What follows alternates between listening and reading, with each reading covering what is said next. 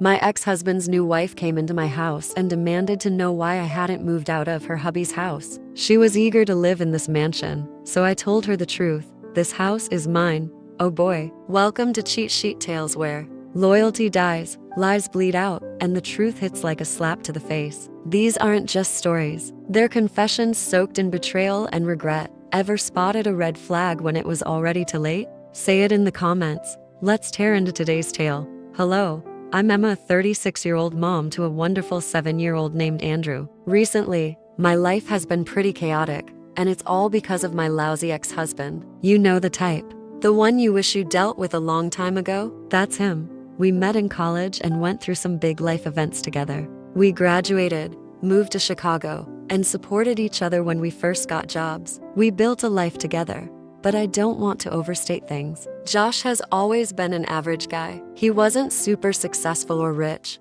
We got together when I was in a vulnerable place because my mom had been diagnosed with cancer. Josh came along at that time and gave me the support I needed. Then on one memorable Thanksgiving, Josh surprised everyone by getting down on one knee and proposing. It was a beautiful moment. I said yes, and we decided to get married. As a wedding gift, my parents gave us a mansion they owned. It was an amazing gesture and a great start to our life together as husband and wife. Then we had Andrew, our baby boy. Becoming a mom gave me clarity about my life and purpose. But Josh seemed lost. While I thrived in my well-paying job, Josh was struggling. He jumped from one job to another, never staying at one for more than a month. Our relationship hit a rough patch. At first, I thought things would get better, but I noticed subtle changes in Josh's behavior. He seemed unhappy with his financial situation. I earned more than him, which shouldn't have been an issue, but it hurt his ego. One day, I found some clues that suggested Josh was involved in illegal activities. I couldn't confront him directly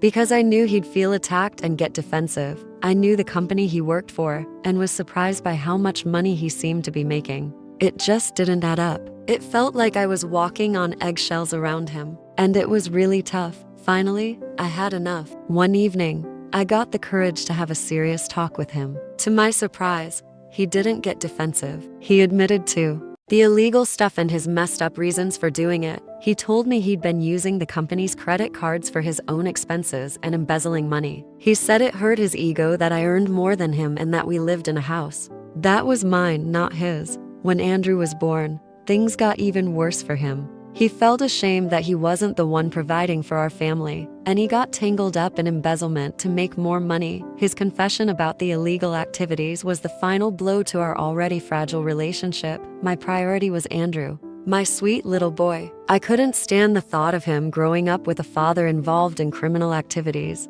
Josh was not the role model I wanted for him, and I was scared of the consequences of Josh's actions on our family. Who knew what he would do next and how it would affect our lives? I couldn't take that risk, especially with Andrew's future at stake. I wanted the best for my son Andrew, so I did what any mother would do. We got a divorce and shared custody of Andrew. Breaking free from the toxic situation we were in was scary, but it was also freeing. It's been a smooth year and a few months since the divorce, and things were going well. We had a system. Josh would take Andrew on weekends, and we kept communication minimal. Josh mentioned getting married again, and honestly, if he finds someone who makes him happy, that's his business. Our divorce wasn't even that messy.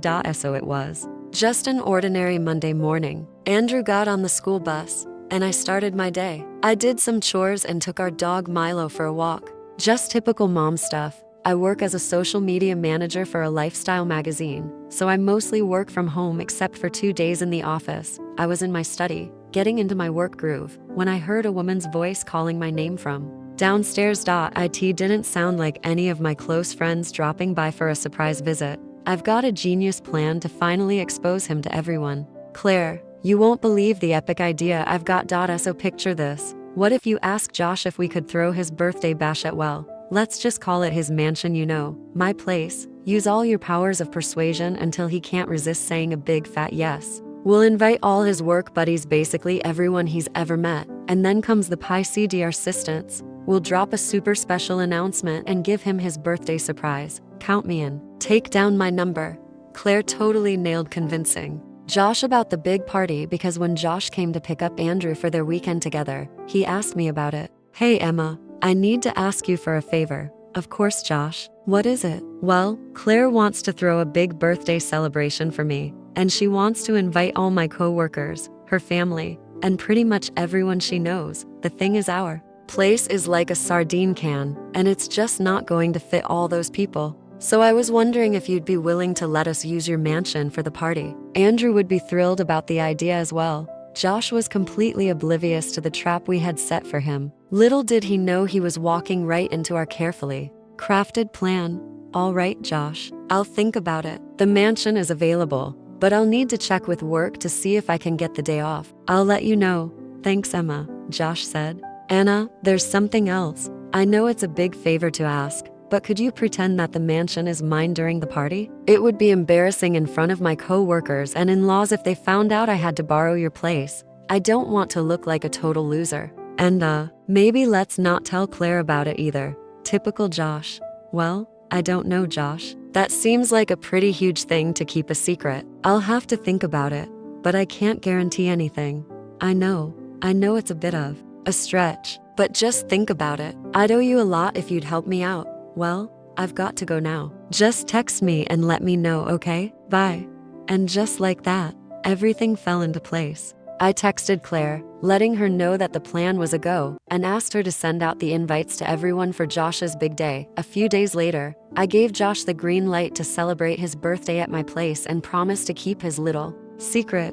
The big day had finally arrived. Josh's birthday. He walked in with Claire and we acted all casual. But little did he know, we had a whole plan brewing behind the scenes. Andrew was pumped to see his dad, but I couldn't ignore the hurt and betrayal I felt. I had protected Josh and kept his secrets, and in return, he spread lies about me and our marriage. I was done being the good guy and it was time to change that. As the guests started rolling in, I couldn't help but observe Josh putting on his charming act, trying to look perfect and flawless. But little did he know that his lies were about to be exposed. All of his friends, co-workers, and family members filled my house, totally clueless about what was going to happen. Finally, when almost everyone had arrived, Claire and I gathered everyone around.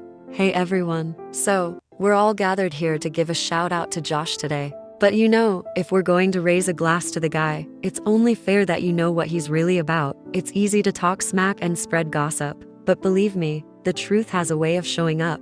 Now, you might be curious about how Claire and I, the ex and the current wife, can actually get along.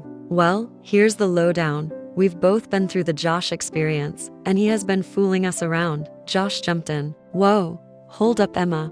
What's going on? Did you maybe hit the drinks a bit too hard? No worries, everyone. You can just go back to whatever you were up to. I have the situation under control. Hey Josh, just give her a chance to speak, Claire said. I know Josh might have been running his mouth and spreading lies about me, making me look like the crazy one for divorcing him or whatever, but let me set the record straight. There's only one reason why I left him, and that is because he was involved in some shady fraud. Thanks to Claire, the truth came out. Josh has been yapping about how this mansion belongs to him. Well, newsflash, it's actually mine. I've been working to raise my kid while Mr. Fraud over here has been stealing money from companies. The truth behind why I split with Josh is that he was mixed up in embezzlement. I didn't have the guts to call him out on it before, but I'm not holding back anymore. Claire, I don't know what Emma has been telling you, but I promise you it's not what you think. You guys, there's been a mistake, Josh said, trying to regain control. Cut the crap, Josh, Claire snapped. Emma's been real with me, and I know all about your sketchy stuff. It's hard to believe I fell for your stories. Seriously? Did you marry me just because you needed a new crash pad after Emma gave you the boot? Well, people, just so you know, the authorities are in the loop, and they'll be showing up any moment. It looks like the party's a no-go today, seeing as this is my place and not Josh's. You're all free to take off.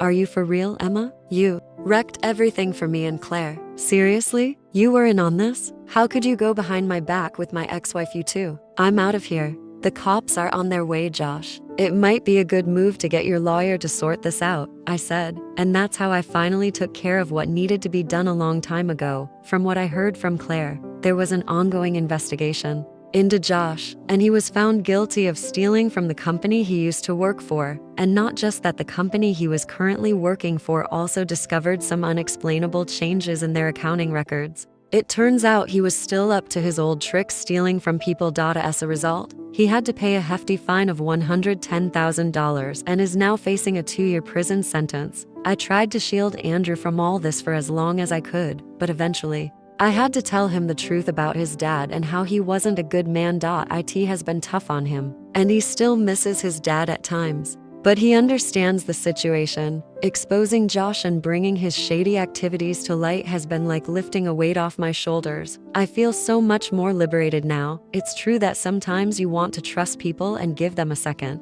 chance because everyone deserves one, right? But then there are people like Josh who just don't change. I'm fully embracing my life as a single mom. My priority is Andrew's happiness and well-being, and I won't let anyone drive us down again. My friendship with Claire has been comforting too. It's funny how life can lead to unexpected friendships.